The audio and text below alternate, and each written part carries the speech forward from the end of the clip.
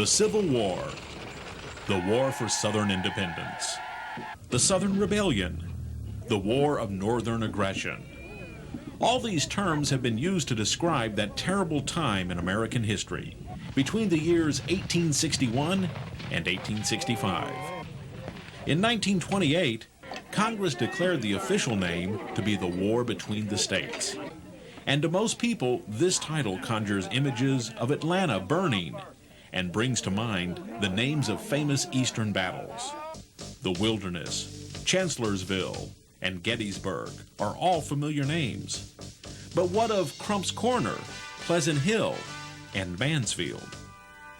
Because the Western theater of that devastating war has been virtually ignored by novels and movies, most people are not aware that the largest campaign west of the Mississippi River and the last major Confederate victory took place in North Louisiana. This film examines the political, military, and engineering movements of the least remembered expedition of the war.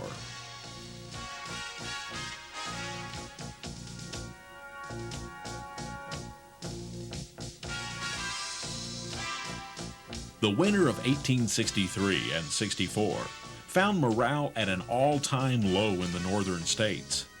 Mass unemployment was caused by the lack of cotton for the textile mills, and sentiments were running in the direction of peace, even if it meant the sanction of the secessionist states and a permanent dissolution of the former Union. This was a peace President Lincoln would not consider. But the public's demand for cotton could not be ignored, and one name came to mind: the last major supply line to the Confederacy, the great state of Texas. In January of 1864, Union forces already occupied much of South Louisiana, so General Henry Halleck decided that the best route to advance on Texas was to travel up the Red River to the Confederate capital at Shreveport. The river wound north and west among treacherous sandbars and massive embankments as it passed through Louisiana's richest farmlands, said to be teeming with stored cotton. Leadership of the Union expedition, known as the Red River Campaign, was given to General Nathaniel P. Banks, a controversial politically appointed officer who had been a pre-war governor of Massachusetts. With a campaign strength of 20,000 men under his command, he bolstered his army with 10,000 troops from Sherman's 16th Corps, which were on loan for 30 days. This was a time period Banks deemed sufficient, enough to secure him the title of Cotton Hero of the War. With General A.J. Smith commanding, the troops of the 16th Corps were transported west from Vicksburg as Banks began his own army's march north from Franklin, Louisiana. Broke camp at Franklin at 7 a.m. and commenced the campaign. If the weather may be taken as an omen, we've set out under good auspices, for a more delightful day never dawned. Brevet Major Elias Pellet, 114th New York Volunteers. To supply naval offense during the campaign, Admiral David Porter's fleet was moved into position at the mouth of the Red River near Simmsport, Louisiana. This fleet consisted of 12 gunboats and 30 transports loaded with supplies for the advancing army. But even from the beginning, the river itself looked to be a formidable foe. I came down here anticipating a move on the part of the Army up toward Shreveport, but as the river is lower than it has been known to be in years, I much fear that the combined movement cannot come off. Admiral David D. Porter. The 3rd Union force involved in this pincer movement was in Arkansas, commanded by General Frederick Steele. His force of 7,000 troops was to push south into Shreveport, a movement which would split the attention of the Confederate forces. The defending army was led by Lieutenant General E. Kirby Smith, who had headed the Trans-Mississippi Department of the Confederacy for more than a year. General Smith believed that Shreveport would be the target of an assault, and on March the 5th, he ordered General Tom Green's Texas Cavalry Division and Magruger's East Texas Department to move 18,000 troops into Louisiana. Field commander of the West Louisiana Army of the Confederacy was Major General Richard Taylor. The son of President Zachary Taylor was another leader with no formal military training, but he proved to be a fierce and highly disciplined fighter. The first major action of the campaign occurred at Fort de Russy near Marksville, Louisiana. This Confederate position was known as the Gibraltar on the Red and was designed to guard the river against an invasion of the Red River Valley. But fortifications against a land attack had not been completed when A.J. Smith's troops arrived. Vastly outnumbered, the fort surrendered on March 14, 1864. Admiral Porter's gunboats easily found their way past barricades in the river and proceeded to shell the town of Alexandria the following day. On the same day, and divided by mere miles, the two opposing generals moved their troops. General Taylor abandoned Alexandria, leaving Colonel Vincent's 2nd Louisiana Cavalry to scout the Federal advance. And General Banks arrived at Fort de Russy by steamboat with 2,000 additional troops. Alexandria had fallen, and for a week, Banks' army gathered strength in the occupied town. Cotton and foodstuffs were confiscated, and elections were held to place Union-sympathetic politicians in office. It is a pleasant town on high plains so common in upper Louisiana, and in the midst of a rich cotton-growing region. High bluffs overlook the river, and here are the falls which cause so much annoyance to the navigation of the river at this point. Elias Pellet. Banks' plan called for the fleet to proceed up the river with much of his army aboard the transports. But as Admiral Porter had rightfully worried, the low water level in the Red River was the Navy's greatest enemy. It was a 10-day wait before a rise in the river allowed the Eastport to lead the way past the shallow falls. The ironclad Eastport was unique to the flotilla, for its construction had been begun by the Confederacy and completed by the Union. But it constantly ran aground on sandbars, and the last of the transports did not get above the falls until April the 3rd. While the Navy fought the river, the land-based divisions marched northward, and after a brief skirmish at Bayou Rapides, approached Henderson Hill. Here, on the rainy night of March 21st, Colonel Vincent and the 2nd Louisiana Cavalry were surprised in camp by General Albert Lee's Federal force, and they were captured with very few casualties on either side. This opened the road north to Natchitoches and bolstered Union beliefs that this would be an easily won campaign. Vastly outnumbered, General Taylor reluctantly pulled his troops out of Natchitoches, thus losing valuable intelligence details to the Yankee advance. One of his largest concerns was which side of the Red River the Federals would march when they left Natchitoches. This brought about the legend of the Nankeen Shirt. The legend of the Nankeen Shirt could have originated at the Carroll Lobb House, which was Dick Taylor's headquarters here in Natchitoches. According to Lonzo Plummer's book, General Taylor was worried about how he was going to get the information as to which side of the Red River the Union troops would march when they left Natchitoches. An officer of his expressed this concern to an elderly doctor who was living in the area that had a young boy staying with him while his father was away at the war.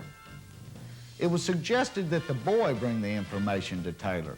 The doctor was a loyal Confederate citizen and wanted to help, but was hesitant about putting the boy in the position of being caught as a spy. He took the officer to his home and laid out 2 Nankeen shirts that belonged to the boy. Now, Nankeen cotton was a brown cotton grown in this area that became a brighter copper color each time it was washed. These 2 shirts were just alike, except that one had a braid down the front and the other was plain. The doctor explained that he would send the boy on an errand, and if he was wearing the shirt with the braid, the Union troops would be traveling up the east side of the river. If he wore the plain shirt, they would be traveling up the west side of the river on the road to Mansfield. A few days later, the boy rode his mule to Sabine Parish and was taken by buggy to Dick Taylor's headquarters in Mansfield. The officer briefly questioned the boy and returned him to his mule. The boy never knew that his ride and his shirt would set the course of battle in the coming days. As the rebel forces retreated north, so advanced the Union. Marched to the Cane River today and halted for a pontoon to be laid. We've seen immense piles of cotton burning. Elias Pellet. After a march of 250 miles in 19 days, the Union advance entered Natchitoches March 31st, 1864, and began their occupation by commandeering the local newspaper. For the next few days, troops marched through the old French settlement and on to the town of Grand Ecore, which was situated on the banks of the Red River. We beg to assure our citizens that all Yankees look very much like other American people, and there are among our soldiers no griffins or misshapen beings, as has been represented. To some, it may seem superfluous to make that statement, but we are led to it by overhearing a lady ask a soldier if it was true that some of our troops had but one eye, and that in the middle of the forehead, as she had been told by Confederate soldiers. The wicked soldier gravely informed her that it was too true, that there were a regiment of them, and they dressed in an Eastern costume, wearing very broad red trousers, and that many of them were Amazons. Such misrepresentations only tend to damage the rebel cause. The Natchitoches Union, April 4th, 1864. At the port of Grand Ecore, 8 gunboats from Porter's fleet took part in a skirmish, and 3 transports of the United States Marines landed. Another Confederate port was captured, but by April 5th, the fleet had encountered low water again. In all the water charged with mud which our men had been compelled to drink, they had never before seen anything that came so near being a compromise between earth and water as the Red River. Dr. Harris Beecher, 114th New York State Volunteers. On April 1st, Banks had ordered General Albert Lee's cavalry to open the westward road to Pleasant Hill. This was the route the main body intended to use in their advance on Shreveport, but it caused Banks to pull his force away from the protection of Porter's gunboats on the Red. Near a place known as Crump's Corner, Lee was surprised by an attack from a lesser enemy force, led by Colonel Arthur Bagby. Although Bagby's men won an early advantage, they were being driven back as Confederate reinforcements through Colonel DeBray and 2 Texas regiments arrived at the scene. Lee pulled the Federal force back 3 miles into a defensive position as the Confederates withdrew to Pleasant Hill. Lee reported the spirited attack he had encountered to Banks' Chief of Operations, General William B. Franklin, and requested infantry support be moved up. But the Army of the Gulf had been pushing toward Shreveport, with the enemy in retreat, and Franklin considered the threat as too ridiculous to be of concern. 2 divisions of the 13th Corps under General Ransom passed Franklin's 19th Corps, and A.J. Smith's 16th Corps brought up the rear as Banks arrived in Pleasant Hill on April 6, 1864. The next day, Albert Lee's cavalry was sent ahead once more, but his 200-wagon supply train was still between his men and infantry support. After advancing only 3 miles to Wilson's Farm, Lee's men encountered Tom Green's Southern troopers.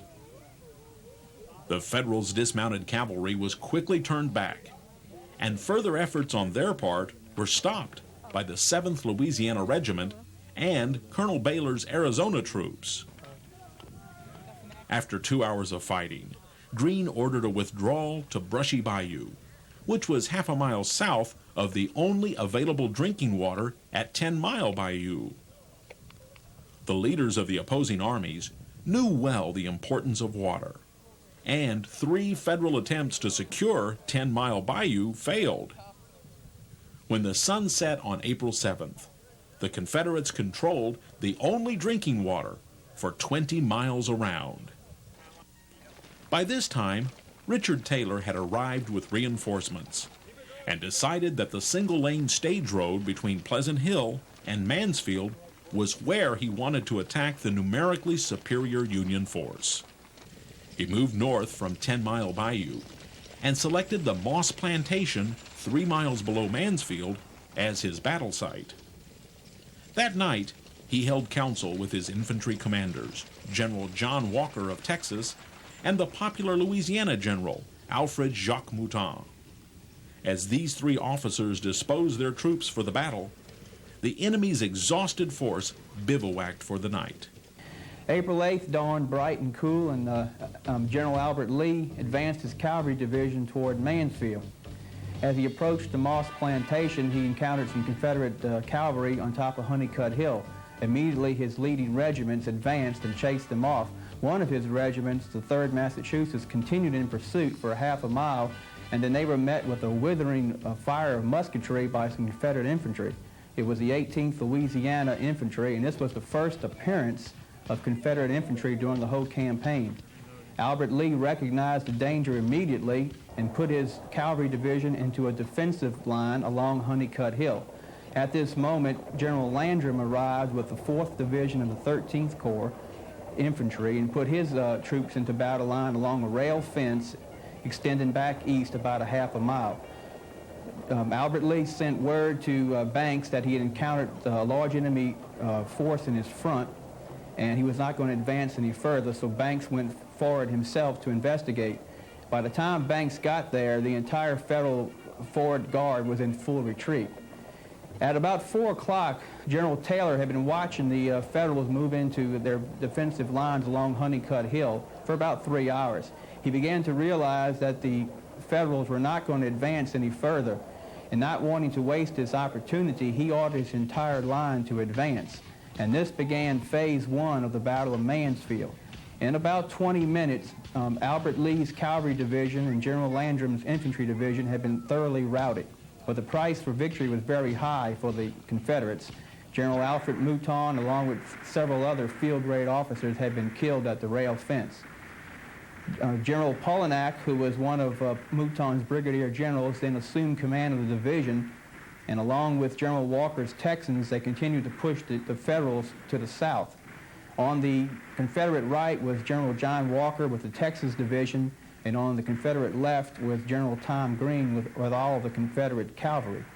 About a mile to the south at the Sabine Crossroads, they met the 3rd Division of the 13th Corps under General Cameron, and they speedily routed them as well. At this point, the Confederates came across the 700 supply wagons of the 13th Corps, and they began to loot and plunder.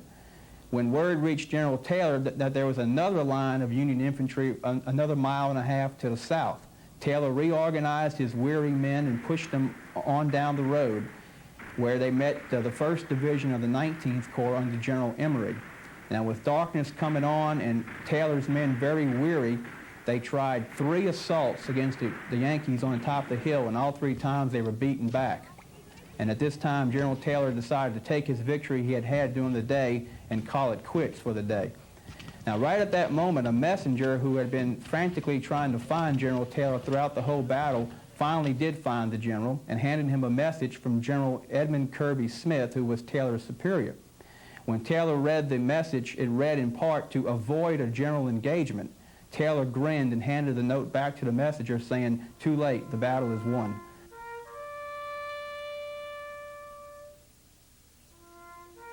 The next morning, April 9th, General Taylor was surprised to find that the Federals were no longer in his front. He sent General Tom Green forward, and they traveled 15 miles before they caught the end of Banks's column. Taylor then immediately ordered up General Churchill's troops, who had been at Keachire the night before, and told them to come on and join him in front of Pleasant Hill. He then asked Walker and Polignac to advance their weary troops southward along the road to Pleasant Hill. By 1 p.m. on the 9th, all of Taylor's troops had arrived, including Churchill's men, who had made a forced march of over 20 miles. He then decided to give his men a few hours' rest before he made his attack. Taylor had with him 12,500 men, which gave him a slight numerical superiority over Banks, who had retained about 12,000 men at Pleasant Hill. The rest of Banks's army was already on its way back to Natchitoches and Grand Ecore. The plan was simple. He was going to have Churchill move through the thick woods to the south and get astride of the old College Road and come up from behind the Federals. When General Walker heard the shooting, he was to advance his Texas division. Polignac division, which had suffered so heavily the day before at Mansfield, was to be held in reserve. And once again, General Greene's cavalry was to try to turn the Union right and force them off of the Blair's Landing Road. At 4 o'clock, Churchill's men came out of the woods, but they had failed to move far enough to the south. Churchill was unfamiliar with the territory, and he'd actually come out on the Sabine Town Road versus the College Road. Despite this mistake, Churchill ordered his men forward, and the first Federals they encountered was Colonel Benedict's New York Brigade. In a matter of minutes, Colonel Benedict himself and half of his brigade lied either dead or wounded on the field. Churchill's Confederates crossed the gully and chased Benedict's retreating men into the town of Pleasant Hill. Walker's Texans then had at the same time encountered Shaw's brigade of Iowa troops that were also hidden in the woods. But Walker's men had moved past them at this time, and they were advancing. When Churchill advanced so quickly ahead of Walker, he exposed his right, and General A.J. Smith's 16th Corps was ready to pounce on him. The 16th Corps, led by the 58th Illinois Regiment, began a counterattack that caught Churchill's men completely by surprise and sent them into a fit of panic, into also a very hurried retreat. Instead of falling back the way they came, Churchill's men moved directly toward Walker's advancing Texans. The Texans then had to hold their fire until the Missouri troops cleared, the Missouri and Arkansas troops cleared their front. By the time Walker got his men going again, he met A.J. Smith's troops coming the other way, and this was a very rare sight during the Civil War, where we had two opposing infantries charging each other. Walker, though, was outnumbered more than 2 to 1, and he knew he could not sustain his attack, so he began to fall back too. Polignac's troops were then committed in the reserve, but they were too little and too late. And the only success that Taylor enjoyed that day was when General Greene's cavalry did turn the Union right. When the fighting was done that evening, each side had suffered another 1,600 losses, and each side was roughly holding the same ground they had held before the battle began. Tactically, the battle was considered a draw, but when Banks decided to retreat back to Natchitoches Grand Ecore, it became a strategic victory for the Confederates. The Army of the Gulf had been beaten. General Banks had not expected to be attacked before he reached Shreveport. He decided to withdraw to Grand Ecore and wait for General Steele and reinforcements. During the land invasion, Porter's fleet had advanced upriver 110 miles to Springfield Landing, but the Confederates had blocked the river by sinking the steamer New Falls City across the channel.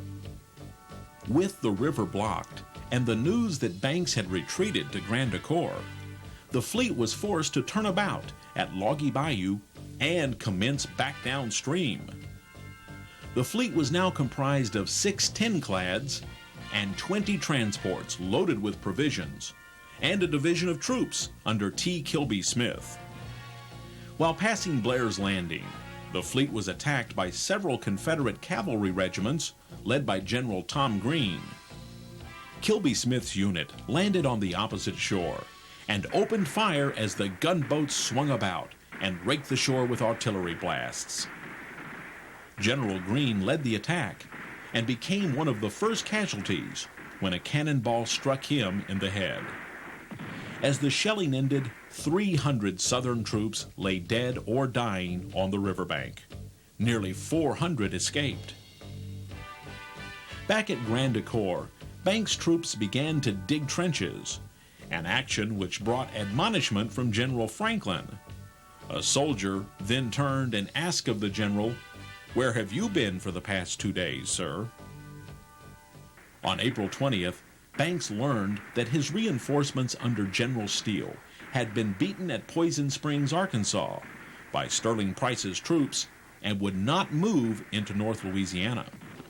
The next night, the Union retreat began moving south, as they burned everything they could not carry. Homes, barns, corn cribs, and chicken houses were put to the torch, as the Southern citizens fled to the safety of the pine woods and swamps. Even General Franklin was shocked by the cruelty inflicted by his fellow soldiers, calling their conduct disgraceful to the army of a civilized nation. The Federals retreated, burning and devastating everything, and they, of course, looted. They were irritated over their defeat. There were twice as many as our Confederates in number that revenged themselves upon the country, pillaging, looting, and burning. We were not spared. Mother Mary Hyacinth, 1864. The Confederates harried this retreat with skirmishes against both the Army and the Navy. The town of Natchitoches was saved from the torch, but a battle below there, at Monette's Ferry, did little to stop the Federal withdrawal. Today, we reached Alexandria and camped on the river just above the town. The men were dirty and ragged, some of them shoeless. How unlike the army which a month ago marched so proudly through the streets of this town. Elias Pellet, April 25, 1864. For 3 days, the Federal Army descended upon the town, and Porter's fleet assembled above the falls, which had been so difficult to navigate weeks earlier. But if difficult before, the falls looked impossible now. The water in the Red had dropped so low that portions of the rocky rapids were exposed, and at some points the water was only 3 feet deep. Even the shallowest draft boats in the fleet needed 7 feet of water to continue, and with the threat of a Confederate attack waiting on the river to rise on its own accord was out of the question. Only a week before, the ironclad Eastport had been sunk by her own captain to prevent her from falling into Confederate hands. Now, with the entire fleet facing that same fate, a before-thought ridiculous plan became an only alternative. Major Joseph Bailey had earlier suggested that a dam could be built to raise the water level, but even the best engineers scoffed at the idea. Major Bailey had been involved with dam and bridge construction in Wisconsin before the war, and his confidence in the project persuaded General Banks and Franklin to try the endeavor. 3,000 troops were put to work, chopping down trees, gathering stones and brick, and dragging the materials down to the river. Night and day the work carried on without cessation. The men worked willingly and cheerfully, and notwithstanding, very many had no faith in the success of the great undertaking. The Rebellion Record, a diary of American events, 1868. 2 dams were actually built. The upper dam, jutting from each bank to increase the water level in the channel, and the main dam below, which stretched completely across the 750-foot span of the riverbed. 2 types of construction were used to build the dams. Cribs were built on the Alexandria side. These were filled with rock, brick, and even housewares, then sunk in their proper position. A tree dam was constructed beginning on the Pineville bank, stretching to the center. A 150-foot gap between the dams was closed by sinking 4 coal barges. One of these barges Bailey hoped to ram or blast out of the way when the water was high enough, letting the fleet ride the rush of water down the river. By May 8th, the water had risen 5 feet 4 inches, but the following day, the dam broke. 2 of the coal barges had broken loose, and water was rushing through the gap. The Lexington quickly used the chance to make her escape. 10,000 spectators watched as the gunboat entered the gap with a full head of steam. The roaring torrent carried her across the rocks with a tremendous grating sound as the boat took a long, slow roll and was swept into deep water. The cheers from the crowd rose above the noise of 2 more gunboats running the gauntlet. Even if by accident, these first boats had achieved safety. The sight of their river ride instilled confidence in the plan to both the workers on the dam and the officers of the fleet. By May 13th, the entire flotilla was below the falls in safe water. The retreat resumed, as did the plundering and looting. Alexandria was burnt to the ground, like every other plantation and farmhouse the Union troops had happened upon. The Confederates followed, ever a step behind the destruction, but with frequent skirmishes. At Mansura, a battle ensued, and then the Army of the Gulf reached the Atchafalaya River. On May 18th, while Banks's army was busy laying the pontoon bridges across the Atchafalaya River, the rear of his column had been harassed by Confederate cavalry, and he feared one more attack from General Taylor. So he asked A.J. Smith, whose 16th Corps was at the rear of the column, to dispatch some troops 2 miles back to Yellow Bayou and hold the crossing there. And A.J. Smith sent his best general, General Moyer, with 3 brigades. Instead of taking a defensive position, General Moyer crossed his troops across the bayou and moved out to engage General Taylor's troops. Taylor dealt him a severe blow and drove Moyer back, but Moyer calmly moved his men back across Yellow Bayou and dug in, and when Taylor's men appeared crossing the open fields, he then dealt the attacking Confederates a severe blow. Taylor realized at this point that there was nothing he and his small army could do to stop Banks from making good their retreat. So Taylor called off the attack, and this ended the fighting for the Red River Campaign. The next day, May 19th, Banks began crossing the Atchafalaya River, and by May 24th, all of his troops had crossed, and that became the official end of the campaign. The campaign was over. Thousands of men of both armies had lost their lives, and Nathaniel Banks would lose his position as head of the Department of the Gulf. He would resign the Army and face a post-war congressional investigation into allegations that his frequent pauses to collect cotton defeated the mission.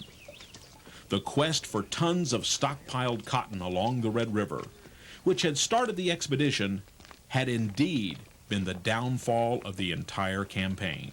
The defeat of the Federal Army was largely due to the ignorance and arrogance of its commander, General Banks, who attributed my long retreat to his own wonderful strategy, Major General Richard Taylor. When I arrived at Springfield Landing, I found a sight that made me laugh. It was the smartest thing I ever knew the rebels to do. They had gotten that huge steamer, New Falls City, across Red River.